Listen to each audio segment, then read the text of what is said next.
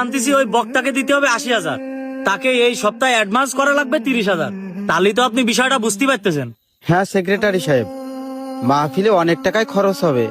আর তাছাড়া যে বক্তা আনতেছেন উনি অনেক দূর থেকে জার্নি করে আমাদের এই মসজিদে আসবে মাহফিল করতে।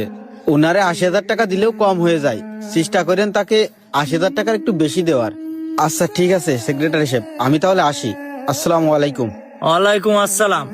কি কয় বুঝিনে, বেতন বাড়ান বেতন বাড়ান। কি এমন করে মসজিদে? ৫ ওয়াক্ত নামাজই তো পড়ায়, তার জন্য উনার বেতন বাড়ানো লাগবে যত সব। সবই তো শুনলেন ভাই, আমি আপনাদের মসজিদের ইমাম, তারপরেও এই সমাজেরই ইমাম। শুনেছি একটা মসজিদের ইমাম নাকি একটা মহল্লা, একটা গ্রামের নেতা। অথচ আমি আপনাদের পূর্বপাড়া জামে মসজিদে যখন ইমামতি করতাম, সেক্রেটারি এবং সভাপতির কথার বাহিরে আমি কখনো যাইনি। যখন আমি আমার বেতন বাড়ানোর কথা বললাম, ঠিক তখনই আমি আপনাদের ওই পূর্বপাড়া জামে মসজিদের সেক্রেটারি এবং সভাপতির চোখে বিষ হয়ে গেলাম।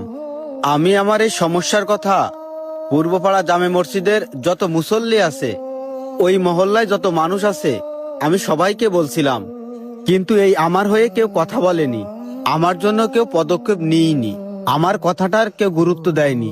তাহলে সেইখানে আমি কি করে থাকবো বলেন? তবে ভাই আমি অসন্তুষ্ট না, আমি শুকরিয়া আদায় করি আল্লাহ পাকের নিকট। আল্লাহ পাক আমাকে ভালো রেখেছেন আলহামদুলিল্লাহ। আমার রিজিকের ব্যবস্থা কোনো না কোনো ভাবে তো করেই রেখেছেন। এই যে আমি এখন চায়ের দোকান দিয়েছি, আলহামদুলিল্লাহ আমার এই চায়ের দোকান দিয়ে আমি এখন অনেক ভালো আছি। শোনেন ইমাম সাহেব, একটা কথা বলি। আসলে আপনার সাথে যা ঘটছে তার যদি পুরোটাই দায়ভার দিতে হয়, তাহলে আমি বলবো যে আমাদের সমাজের দোষ। আপনি খেয়াল করে দেখছেন কিনা জানি না, আপনি দীর্ঘ ৩ বছর যে আমাদের পূর্বপাড়া মসজিদে ইমামতি করছেন, এই ৩ বছরেই কিন্তু বাৎসরিক ৩টা মাহফিল হয়েছে।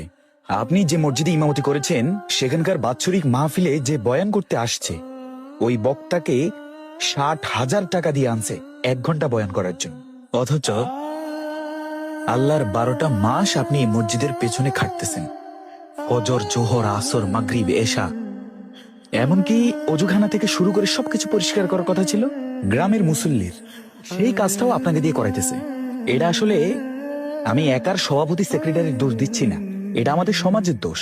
এই যে আপনি বলছেন যে বিষয়গুলো তো আপনি সমাজরেও জানাইছেন, সবাই তো জানে, এর পরেও তো কেউ প্রতিবাদ করতে গেল না। কেন গেল না?